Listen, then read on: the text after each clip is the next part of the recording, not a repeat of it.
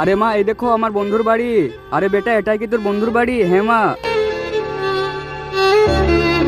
আরে এবার তো কেকটা কেটে ফেলো, এবার কার জন্য অপেক্ষা করছো? আমার বেটার বন্ধু আসছে, তার জন্য অপেক্ষা করছি। আরে বেটি, এই দেখ তোর জন্মদিনে আমি ফ্যান নিয়ে এসেছি, এবার আমাদেরকে আর গরম লাগবে না। আরে হ্যাঁ, হ্যাঁ বাবা, আমাদেরকে আর গরম লাগবে না। আরে বাবা, ওই দেখো আমার বন্ধু চলে এসেছে। আরে বেটা, তুই এবার কোথায় বন্ধু বানিয়েছিস? আরে বোন, চলে এসো চলে এসো। আরে হ্যাপি বার্থডে বন্ধু। আরে বেটা, আর অপেক্ষা করতে হবে না, এবার কেকটা কেটে ফেল।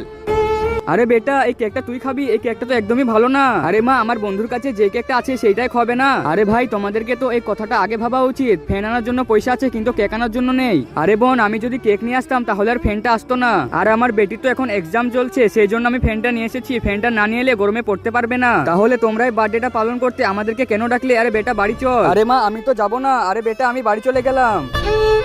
আরে তোমরা আমার মায়ের কথাতে কিছু মনে করো না। আরে বন্ধু, এই নে তোর জন্য আমি ছুটি নিয়ে এসেছি, তুই খালি পায়ে স্কুলে যাস।